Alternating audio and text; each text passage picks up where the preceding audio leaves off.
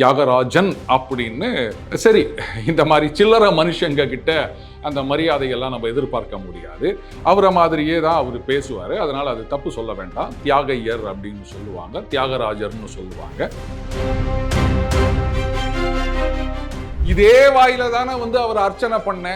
எப்படி அசிங்க அசிங்கமா பேசினியே, இன்னைக்கு வெக்கம் கெட்டு மானம் கெட்டு சுயநலத்தோட அங்க போய் விழுந்துக்கிறிய. இதெல்லாம் பார்த்தா பதவி கிடைக்குமா? அதனால தான் சொல்றேன், அந்த சில்லறைகள் இந்த நவீன காலத்திற்கு உதவாது. அப்படியே இருந்திருந்தா எனக்கு இந்த பதவி கிடைச்சிருக்குமா? கல்வி கரைந்து விட்டது அப்படின்னு எவனாவது பட்சம் சொல்லுவானா? இவர் சொல்லியிருக்காரு. ஏன்னா இவர் படிக்கல, தற்குறி, கை நாட்டு, வசூலிஸ்ட், கேள்வி என்னன்னே தெரியல. அந்த மாதிரி யார் அதை சொன்னதுன்னே தெரியல. இவர் இங்க பேசிட்டு வந்துகிறார். என்ன கொள்கைக்காக நம்ம அரசியல் கட்சி ஆரம்பிச்சோம் அப்படின்றத மறந்துட்டு இன்னைக்கு அந்த கொள்கைகளை எல்லாம் குடிதோண்டி புதைத்து விட்டு தன்னுடைய பதவிக்காக, சுயநலத்துக்காக, மானம் மரியாதை எல்லாத்தையும் விட்டுட்டு இப்படி பல்லக்கு தூக்கிட்டு இருக்கமே அப்படின்றதெல்லாம் நீங்க சொல்ற மாதிரி அவர் மெத்த படித்தவர் அப்படின்னா அது உரைச்சிருக்க வேண்டாமா? உழைக்கும் மக்கள், விளிம்பு நிலை மக்கள், அவர்களுடைய மொழியாக அது இருக்கின்றது. நான் வளர்ந்த சமூகம் அந்த மாதிரியான சமூகம். அந்த பாஷை தானே எனக்கு வரும். நான் என்ன மலச்சிக்கல் வந்தவன் மாதிரி முறுக்கி புழிஞ்சு பேசிட்டு அறிவாளின்னு பேசி பேர் வாங்கிட்டு போக சொல்றீங்களா? எனக்கு ஒண்ணு புரியல. இதே கமல்ஹாசன் சினிமால பேசும்போது ஒழுங்கா தானே பேசுறாரு. இந்த வேஷம் அப்படின்றது காலத்துக்கும் அந்த மாதிரி போட்டுட்டு இருக்கணுமா? நடிக்கும் போது வேஷம் போடுங்க, ஆனா வெளியில வந்த பிறகுதான் ஒரு வேஷம் கட்டினுங்க. ஆனா சாயம் வெளுத்து விட்டது விக்ரம், வேஷம் கலைந்து விட்டது.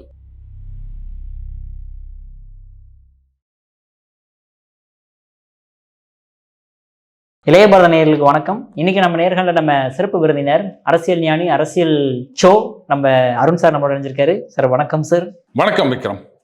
என்ன சார் கமல் வாய்ஸ்ல பேசுவீங்க எதிர்பார்த்தேன், நான் சிம்பிளா வணக்கமோட முடிச்சிட்டீங்க. அதுக்கும் காப்பிரைட் கேட்டார், என்ன பண்றது? காப்பிரைட் ஸ்ட்ரைக் வந்துருவோம் வீடியோக்கு, பரவாயில்லையா? ஆனா இப்படி சொல்லிக்கலாம், மகாநதி சங்கர் அவரு இப்படிதான் பேசுறாரு. அவர் வாய்ஸ் மாதிரியாவா? Okay sir. பாராளுமன்ற ஸ்பீச்சை பார்த்துருப்பீங்க. நான் எழுந்து போயிட்டேன். வேணாம் சார், நீங்க தான் எக்ஸ்பிளைன் பண்ணி ஆகணும் அவர் என்ன பேசினார் அப்படிங்கிறத. போற இடத்துல எல்லாம் இதையே கேள்வி கேட்டா நான் என்ன பதில் சொல்றது? ஒரு இடத்துல சொன்ன பதில இன்னொரு இடத்துல சொல்லக்கூடாது. அது பிரச்சனை இல்லை சார். பாராளுமன்றத்துல கன்னி ஸ்பீச் கொடுக்கும்போது நீங்க தான் டிரான்ஸ்லேட் பண்ணி ஆகும்னு நான் முதல்ல சொல்லிட்டேன் நான். ஓகேங்களா? எங்களுக்கு தனியாக கூட நீங்க எப்படி டிரான்ஸ்லேட் பண்ணி கொடுத்துருங்க. ஃபர்ஸ்ட் கொஸ்டின் என்ன அப்படின்னா, எனக்கு அவர் பேசும்போது, அந்த தமிழ் பேசும்போது எனக்கு எப்படி தெரியுமா தோணுச்சு? தசவதார படத்துல அந்த பேக்ரவுண்ட்ல பேசுவார் தெரியுங்களா, இந்த நெப்போலியனுக்கும் இவருக்கும் ஃபைட் நடந்துட்டு இருக்கும்போது அந்த ஸ்பீச் அப்படியே பார்த்த மாதிரி ஃபீல் ஆச்சு சார். உங்களுக்கு எப்படி ஃபீல் ஆச்சு? இப்போ நான் என்ன கேட்குறேன்னா, ஒரு கவிதைக்கு ஒரு அர்த்தம் சொல்றதே பெரிய விஷயம். இன்னைக்கு அது தெரியாம எல்லாம் மண்டை காஞ்சி போய் உட்காந்துருக்கிறாங்க. இப்போ இது 4வது அர்த்தம் நான் சொல்ல வேண்டியதா இருக்கு அவருடைய கவிதைக்கு. எப்படியா ஒரு கவிதைக்கு 4 அர்த்தம் நான் எப்படியா சொல்ல முடியும்? கேள்வி கேட்கறது எவ்வளோ சுலபம் தெரியுமா? பதில் சொல்றது, அதுவும் இவரோட கவிதைக்கு யோசிச்சு பதில் சொல்றது. சரி சொல்றேன், என்னப்பா இன்னைக்கு புதுசா சொல்ல போறேன். கொஞ்சம் லென்த்தியா இருந்தாலும் அட்ஜஸ்ட் பண்ணிக்கங்க, வேற வழி இல்லை. அதாவது சில பேர் சொல்லுவாங்க, சில கவிதைகளை ஒருத்தரே ஒவ்வொரு தடவை பார்க்கும்போது ஒவ்வொரு மாதிரி தோணும் அப்படின்னு. கமலஹாசன் எவ்வளவு பெரிய ஒரு அறிவு ஜீவி இல்லையா? அவரே சொல்லி நிற்கிறார், அவர் கூட இருக்கவங்களாம் சொல்றாங்க, அதனால நானும் சொல்றேன். அவர் என்ன சொன்னாரு?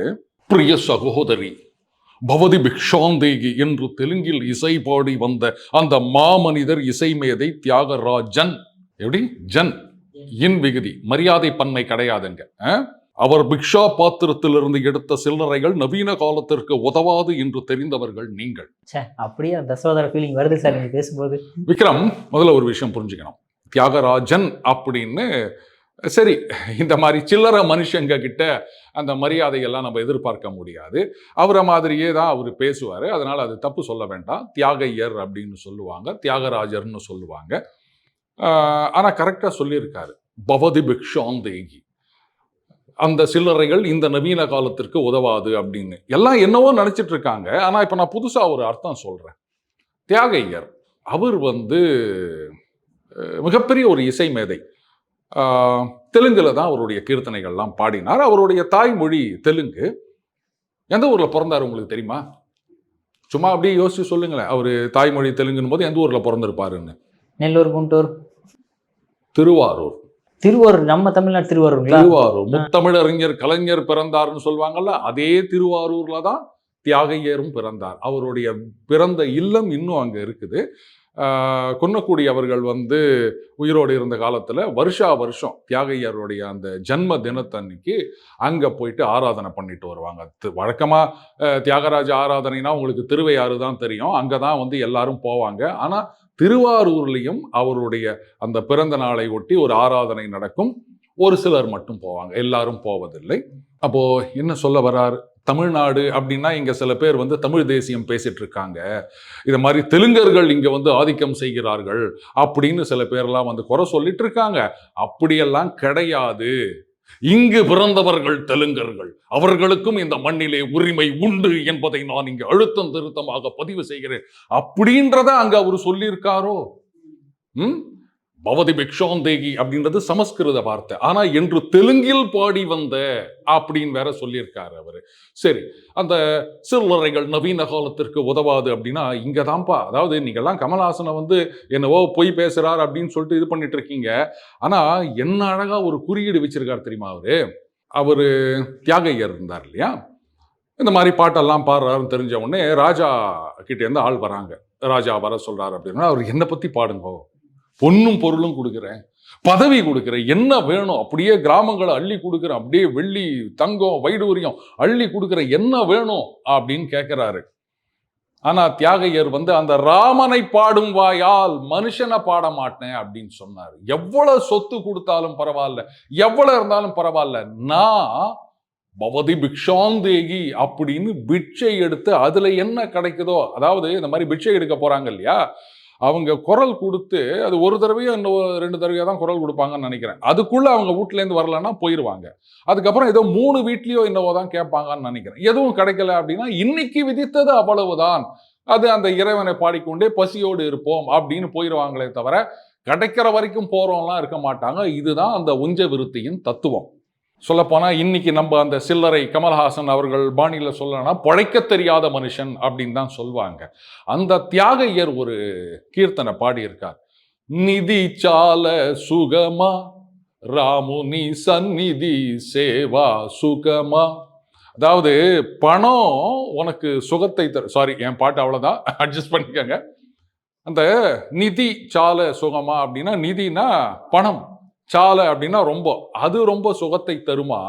ராமுனி சந்நிதி சேவா சுகமா, அந்த ராமரை நீ தரிசிக்கிற பாரு அது பெரிய சுகமா அப்படின்னு கேட்டு, அந்த ராமரை சேவிக்கிறது தாண்டா எனக்கு பெரிய சுகம், சொத்து எல்லாமே. நீ கொடுக்கிற பாரு பொண்ணு பொருள் பதவி, இதெல்லாம் எனக்கு ஒண்ணுமே கிடையாது அப்படின்னு துச்சமென தூக்கி எறிந்தவர் தியாகையர். அதைத்தான் சொல்றாரு, அந்த சில்லறைகள் இந்த நவீன காலத்திற்கு உதவாது.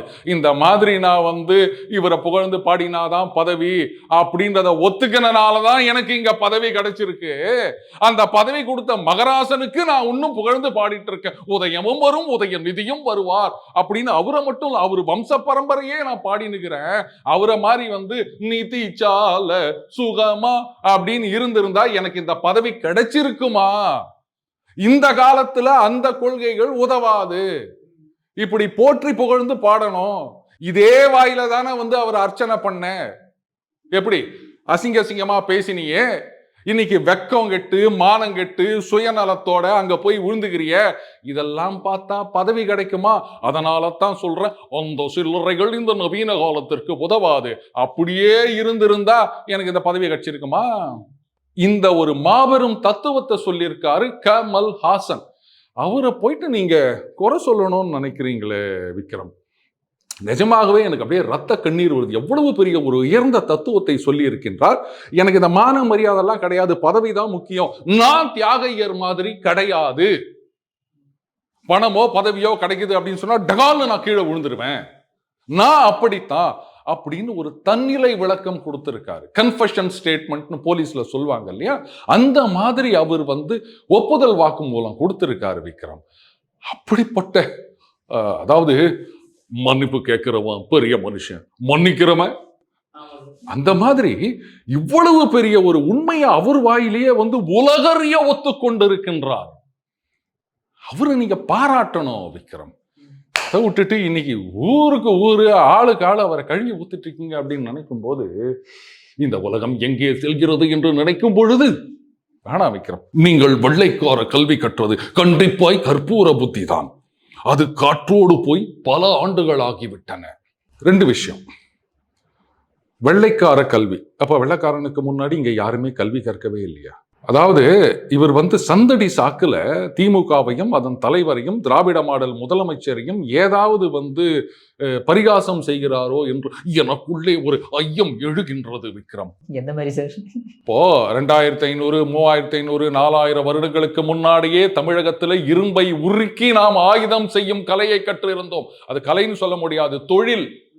இரும்பை, அதாவது இரும்புன்றது அப்படியே ரெடிமேடா அங்க கிடைக்கிறது கிடையாதுப்பா. இரும்பு தாது வெட்டி எடுத்து அதிலிருந்து இரும்பை பிரித்து எடுத்து அதை உருக்கணும் அப்படின்னா அப்ப அதை உருக்கிறதுக்கு எவ்வளவு உபகரணங்கள் தேவை, அதையெல்லாம் உபயோகித்து நாம் இரும்பில ஆயுதங்கள் செய்து கொண்டிருந்தோம் 1000 வருடங்களுக்கு முன்னாடி.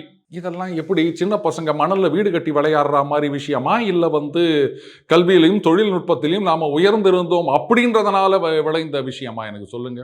அப்போ நாம கல்வி தொழில்நுட்பம் இன்னைக்கு அந்த இன்ஜினியரிங் டெக்னாலஜி மெட்டலர்ஜின்னு சொல்றாங்க இல்லையா, அதெல்லாம் பல்லாயிரம் ஆண்டுகளுக்கு முன்னாடியே கல் தோன்றி மண் தோன்றா காலத்தே வாளோடு முன் தோன்றிய மூத்த குடி அப்படின்னு சொல்றதை நிரூபிக்கிற விதமா நாம ஆயுதம் தயாரித்து இருக்கின்றோம். வெள்ளைக்கார கல்வி அப்படின்னா அப்போ இவர் நான் நினைக்கிறேன் சங்கியா மாறிட்டார்னு நினைக்கிறேன். எப்படி சார் நீங்க வெள்ளைக்கார கல்வியை பெருசுன்னு நினைச்சிட்டு இருக்கீங்க, ஆனா 4000 வருஷத்துக்கு முன்னாடி 5000 வருஷத்துக்கு முன்னாடியே நாம தொழில்நுட்பத்துல உச்சத்துல இருந்தோம். இன்னைக்கு சில பேர் விமானங்கள் ஒரு காலத்துல ஓட்டி இருந்தாங்க அப்படின்னு சொன்னா பரிகாசம் செய்யறாங்க, வைமானிக சாஸ்திரம்னு சொன்னா பரிகாசம் செய்யறாங்க.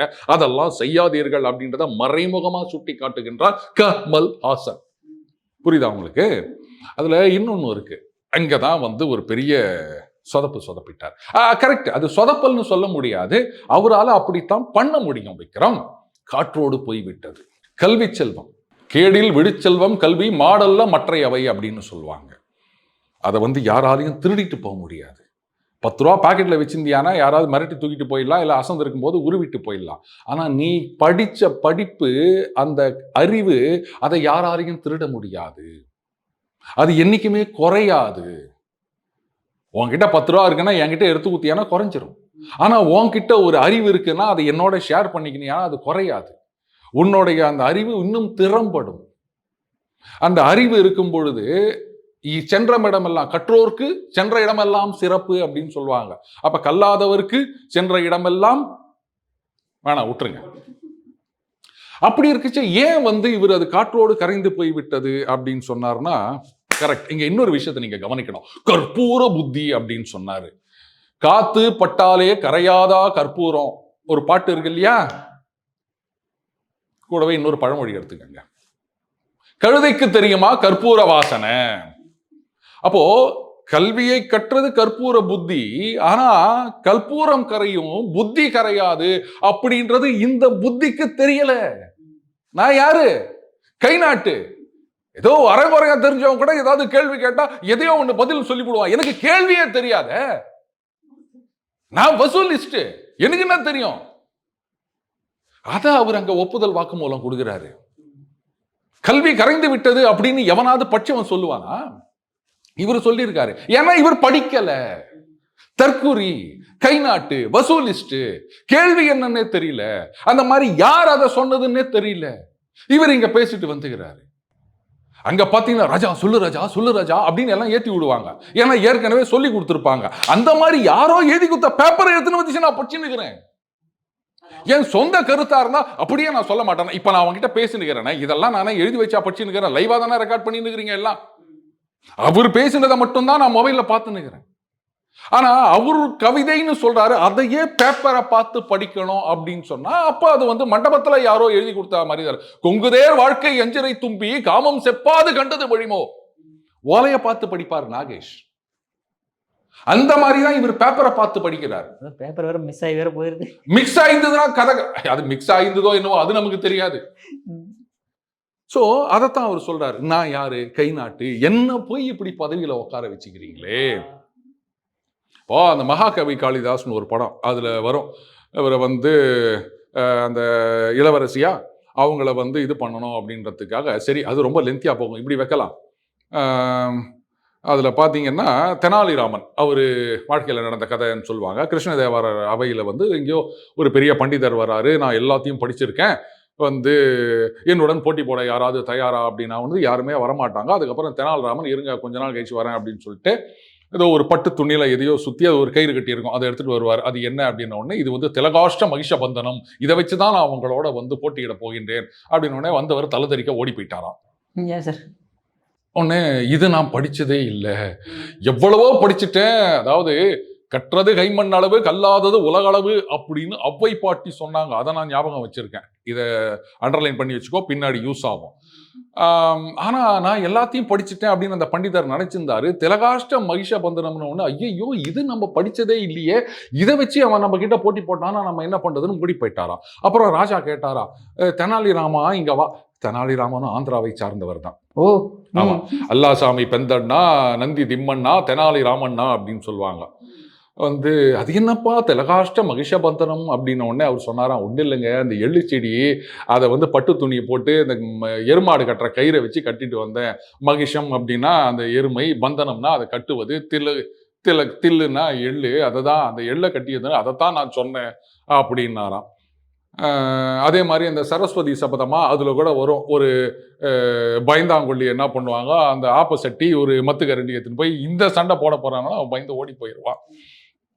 ஸோ அந்த மாதிரி இந்த கற்பூர புத்தி அப்படின்றது வந்து கொஞ்சமாவது படிச்சிருக்கணும். தெனாலிராமன் அவருக்கு அந்த அறிவு இருந்தது. எனக்கு ஒண்ணுமே இல்லையே, அதனால தான் நான் வந்து இப்படி சொல்றேன் அப்படின்னு ஒருவேளை சொல்லாம சொல்லியிருக்காரோ என்னவோ தெரியல. கவிதையை வந்து நீங்க பல கோணங்கள்ல ஆராயணும் விக்ரம். ஒரே கோணத்துல பார்த்துட்டு நீங்க அவரை குறை சொல்றது சரியில்லை. ஸோ அதனால இதுவும் வந்து அந்த வசூலிஸ்ட் மாதிரி ஒரு விளக்கம் கொடுத்திருக்கார் அப்படின்னு நினைக்கிறேன் விக்ரம். இது வந்து பாராட்டப்பட வேண்டிய விஷயம் தானே. உங்கள் கரகோஷங்களை தெரிவியுங்கள். சார், அதாவது நீங்க வந்து அதாவது அவருக்கு பாராட்டுன்ற பேர்ல கழிவு ஊத்துறீங்கன்னு எல்லாத்துக்கும் தெள்ள தெளிவா தெரியுது. யோ நிஜமாவே பாராட்டுறேன், இதை கூட நீங்க இது மாதிரி எடுத்துக்கிறீங்கன்னா என்னையா பண்றது? தெள்ள தெளிவா தெரிய வருது. பட் இருந்தாலுமே அவர் வந்து நல்லா படிச்ச மேதாவி சார் அவரு, ஓகேங்களா? அவர் வந்து ஏதோ இவ்வளவு விஷயங்களை அவர் சொல்றாரு அப்படின்னா அதுல ஒரு உள்நோக்கம் இல்லாமே அவர் விஷயங்களை சொல்லியிருப்பாரு. என்ன படிச்சிருக்காரு? இல்ல அவர் ரொம்ப படிச்சிருக்காருன்னு சொல்லிருக்கீங்க, என்ன படிச்சிருக்காரு எனக்கு சொல்லுங்க. சரி, நான் ஒன்று சொல்லட்டா. நாங்கள் வந்து 2017 எங்கள் அம்மாவோட மறைவுக்கு பிறகு வீடு மாற்றுறோம். எங்கள் அப்பாவும் எங்களோட வராரு. அப்போது அந்த பேக்கர்ஸ் அண்ட் மூவர்ஸ் இருக்காங்க இல்லையா, அவங்க தான் எல்லாத்தையும் பண்ணுறாங்க. வீட்டுக்குள்ளே நுழைஞ்ச உடனே சாமானெல்லாம் அரேஞ்ச் பண்ணி வைக்கிறது அப்படின்றது ஒரு பெரிய விஷயம். ஒரு ரூம் ஃபுல்லாக, அதாவது என் பையனுக்கு ஒரு ரூம், எங்கள் அப்பாவுக்கு ஒரு ரூம், எனக்கு ஒரு ரூம்னு கொஞ்சம் பெரிய இடமா பார்த்தோம். ஏன்னா எங்கள் அப்பா வந்து எனக்கு தனி ரூம் இல்லாமல் வரமாட்டான்டார். தனி ரூம் தான் கொடுத்தா, நான் வேறு வழி கிடையாது. என் பையன் ஒரு வாரம் வந்து எங்கள் ரூமில் தான் படுத்துக்கினான். ஏன்னா அவனோட ரூமில் 17 அட்டைப்பொட்டிகளை அடுக்கி வச்சுருந்தோம். அந்த அட்டைப்பொட்டியில் என்ன இருந்தது அப்படின்னா வேற ஒன்றும் இல்லை, புத்தகங்கள். என் ஒய்ஃப் சொல்லிட்டாங்க, அந்த வீடு கொஞ்சம் பெருசாக இருந்தது, ஷெல்ஃப் எல்லாம் நிறைய இருந்தது, அதில் போட்டு நீ பாட்டுக்கு டம்ப் பண்ணி அப்பப்போ திறக்கிறது எடுக்கிறது இப்படியே பண்ணிட்டு இருந்தேன். இங்கே ஷெல்ஃப் எல்லாம் கிடையாது, இதை எங்கே கொண்டு போய் வைப்பேன் நீ? எனக்கு ஒன்றும் புரியல. அப்புறம் நல்ல காலத்துக்கு என்னுடைய நண்பர் ஒருத்தர் மாமல்லத்தில் தான் இருக்கார், வியாசர் ஸ்ட்ரீட்டில். அவன் வீடு பெரிய வீடு. அவன் சொன்னான், மச்சி நான் எடுத்துக்கிறேன்டா அப்படின்னு சொல்லிட்டு ஒரு குட்டி யானையை எடுத்துகிட்டு வந்து அத்தனை புத்தகத்தையும் எடுத்துகிட்டு போனான். அதுக்காக வந்து பாருங்க நானும் மெத்த படித்தவன் அப்படின்னு சொல்லிக்கிறதுக்காக சொல்லலை. பட் நீங்கள் நிறைய படிச்சிங்க அப்படின்னு சொன்னால் 2 விஷயம். கற்க கசடர கற்பவை கற்றபின் நிற்க அதற்கு தக அப்படின்னு சொன்னார் நம்ம ஐயன் வள்ளுவர். இப்போ படிச்சிருக்கீங்கன்னா நீங்கள் எம்ஏ படிச்சிருக்கீங்களா இல்லை வந்து இன்ஜினியரிங் படிச்சிங்களா அந்த அர்த்தத்தில் நான் கேட்கல. நிறைய படிச்சிருக்கீங்க அப்படின்னு சொன்னால் அப்போது அந்த படித்ததுக்கு ஏற்ற மாதிரி நடக்கணும். தெரியலையே, போய் பேசுகிறமே, ஊழலுக்கு துணை போகிறோமே, ஒருத்தர் அசிங்கமாக பேசிட்டு அவங்க காலில் போய் விழுந்து இப்போ அவங்களுக்கு துதிப்பாடிட்டு சுற்றிக்கிட்டு இருக்கமே, என்ன கொள்கைக்காக நம்ம வந்து அரசியல் கட்சி ஆரம்பித்தோம் அப்படின்றத மறந்துட்டு இன்னைக்கு வந்து அந்த கொள்கைகளெல்லாம் குடிதோண்டி புதைத்து விட்டு தன்னுடைய பதவிக்காக சுயநலத்துக்காக மானம் மரியாதை எல்லாத்தையும் விட்டுட்டு இப்படி வந்து பல்லக்கு தூக்கிட்டு இருக்கமே அப்படின்றதெல்லாம் நீங்க சொல்ற மாதிரி அவர் மெத்த படித்தவர் அப்படின்னா அது உரைச்சிருக்க வேண்டாமா? அடுத்தது, இது தெரிஞ்சுதான் அவர் பேசியிருப்பார், அது ஏதோ ஒரு நோக்கத்தோட அவர் பேசுறார் அப்படின்னா இவர் ரொம்ப நாளா பாரதியார் மாதிரி ஒரு வேஷம் போட்டு அதை டிபியில் வச்சிருந்தாருப்பா. ஆமாம் சார். இப்ப பாரதியார் பாணியிலே நான் அவருக்கு பதில் சொல்லவா? படிச்சவன் சூதும் வாதும் பண்ணா ஐயோன்னு போவான், ஐயோன்னு போவான்னு சொன்னாரு பாரதியார். இவர் மெத்த படித்தவர் அப்படின்னா, அது பொய்ன்னு தெரிந்தும் இந்த மாதிரி அவர் பேசுறார் அப்படின்னு சொன்னா, தன்னஞ்சறிவது பொய்யற்க பொய்த்தபின் தன்னஞ்சே தன்னை சுடும் அப்படின்னு தெரிஞ்சும் அவர் இந்த மாதிரி பொய் பேசியிருக்காருன்னா சூதும் வாதும் செய்கிறார்னு அர்த்தம். அப்ப இவர் பெருசா பேசிக்கிட்டு இருக்க பாரதி பாணியில சொல்லனா ஐயோன்னு போவான், ஐயோன்னு போவான். ஏற்கனவே போயிட்டார். இதுக்கு மேல என்ன போவது? இதை விட ஒரு அசிங்கம் ஒரு மனுஷனுக்கு தேவையா? பாரதியார் வாக்கு பொய்க்கவில்லை. சொன்னார், படிச்சவன் சூதும் வாதம் பண்ணா ஐயோன்னு போவான், ஐயோன்னு போவான். போயிட்டாரு. பதவிக்காக ஐயோன்னு போயிட்டாரு. அந்த பணத்துக்காக ஐயோன்னு போயிட்டாரு. மான மரியாதை எல்லாம் அம்போன்னு தூக்கி போட்டுட்டு போயிட்டாரு. இதுக்கு மேல எங்க போவணும் அவரு? படித்தவர். இப்போ நானே பேசும்போது மெட்ராஸ் பாஷை வருதுங்க. இதுக்கே கமெண்ட்ல நிறைய பேர், ஓ நீ எல்லாம் பச்சவனாயா, வந்துக்குன்னு போய்கின்னு ஈத்துக்குன்னு, இது வேற இஸ்துக்குன்னு போயிட்டான்னு வேற பேசுற, நான் பச்சவ மாதிரியா பேசுற அப்படின்றாங்க. இது வட்டார வழக்கு. இந்த மெட்ராஸ் பாஷை பேசுறவங்கள தான் நீங்க அப்படி அப்படின்னு நினைக்கிறீங்களே தவிர, இதே நான் ஒரு கொங்கு தமிழ்லையோ, திருநெல்வேலி தமிழ்லையோ, நாரோயில் தமிழ்லையோ, மதுரை தமிழ்லையோ, தஞ்சாவூர் தமிழ்லையோ பேசினா நீங்க அந்த மாதிரிலாம் நினைக்கிறது கிடையாது. அதுவும் ஒரு வட்டார தமிழ் தானே. ஏன் மெட்ராஸ் பாஷைன்னு சொல்ற இந்த சென்னை தமிழ்ல பேசினா மட்டும் என்ன இப்படி இழிவா பாக்குறாங்க அப்படின்னு சொன்னா, உழைக்கும் மக்கள், விளிம்பு நிலை மக்கள், அவர்களுடைய மொழியாக அது இருக்கின்றது. நான் வளர்ந்த சமூகம் அந்த மாதிரியான சமூகம். அந்த பாஷை தானே எனக்கு வரும். நான் என்ன மலச்சிக்கல் வந்தவ மாதிரி முறுக்கி பிழிஞ்சு பேசிட்டு அறிவாளின்னு பேசி பேர் வாங்கிட்டு போக சொல்றீங்களா? எனக்கு ஒண்ணு புரியல. இதே கமல்ஹாசன் சினிமால பேசும்போது ஒழுங்கா தானே பேசுறாரு. எல்லா டிஃபரண்ட் ஸ்லாங்லையும் பேசுவார் சார். அப்புறம் ஏங்க மற்ற இடத்துல பேசும்போது மட்டும் ஆகவே நான் இப்படி இறுக்கி புரிஞ்சு பேசினுக்கிறாரு? எனக்கு பதில் சொல்லுங்க. தமிழுக்கு மரியாதை. இப்போ என்னோட ஃப்ரெண்ட்ல போன்ல பேசுற நண்பர்கள்லாம் நிறைய பேர் சொன்ன ஒரு விஷயம், சார் எப்படி சார் நீங்க வீடியோல பேசுற மாதிரியே போன்லயும் பேசுறீங்க அப்படின்னு. நான் தானே பேசுறேன், டூப் எதுவும் வைக்கல அப்படின்னு. இல்ல சார் நீங்க வீடியோல, ஏங்க நான் இப்ப எப்படி பேசுறேனோ அப்படித்தான் வீடியோல பேசுறேன். வீடியோல பேசுறதுக்கு ஒரு மாடுலேஷன், ஒரு வாய்ஸ், அதுக்கப்புறம் போன்ல பேசுறதுக்கு ஒரு மாடுலேஷன் வாய்ஸ், நேர பேசுறதுக்கு ஒரு மாடுலேஷன் வாய்ஸ் அப்படின்னு வேஷம் போடுறதுக்கு நான் என்ன உலக மகா நடிகனா? ஒரு சாதாரண ஆள், ஆம் ஆத்மி, மாங்காய் மனிதன். எங்க பேசினாலும் நான் ஒரே மாதிரி தான் பேசுவேன். நான் எனக்கு இந்த வாய்மையிலேயே மட்டும்தான் நம்பிக்கை. இந்த வாய்மை இல்லை, உண்மையான வாய்மை, நேர்மை, தூய்மை, அதுல தான் எனக்கு நம்பிக்கை இருக்கே தவிர தலைமையிலும் எனக்கு விருப்பம் இல்லை, தலைமையிலும் எனக்கு விருப்பம் இல்லை. போதுமா? அதனால தான் இன்னி வரைக்கும் நான் எப்பவுமே சொல்லுவேன், I will never die till I die அப்படின்னு சொல்லுவேன். ஆங்கிலத்திலேயே நமக்கு இந்த மாதிரி ரைமிங்கா டைமிங்கா பேச தெரியும். அவருக்கு மட்டும்தானா? அதென்ன ஒண்ணு பெயிண்ட் அடிக்கிறதுன்னு சொன்னா முழுசா அடிக்கணும். இங்க மட்டும் விட்டுட்டு மற்றதுல பெயிண்ட் அடிக்கிறது இல்ல எப்படி அடிக்கிறது? இந்த வேஷம் அப்படின்றது காலத்துக்கும் அந்த மாதிரி போட்டுட்டு இருக்கணுமா? நடிக்கும் போது வேஷம் போடுங்க, ஆனா வெளியில வந்த பிறகுதான் அவர் வேஷம் கட்டினுகிறாரு. ஆனா சாயம் வெளுத்து விட்டது விக்ரம், வேஷம் கலைந்து விட்டது. முன்ன ஒரு காலத்துல முருகமால காட்டுக்குள்ள தந்து ரொம்ப ரிவார்டு வந்துச்சான். அவர் பாட்டு தான். அதை வச்சுதான் நான் சொல்றேன். அந்த நீலச்சாய நரி வெளுத்து விட்டது, அவ்வளவுதான். அதை என்ன பண்ண முடியும்? அதனால சரி ரைட்டு விடுங்க, நீங்க என்ன வேணா சொல்லிட்டு போங்க. சொல்றவெல்லாம் பதவி கொடுப்பானா பணம் கொடுப்பானா?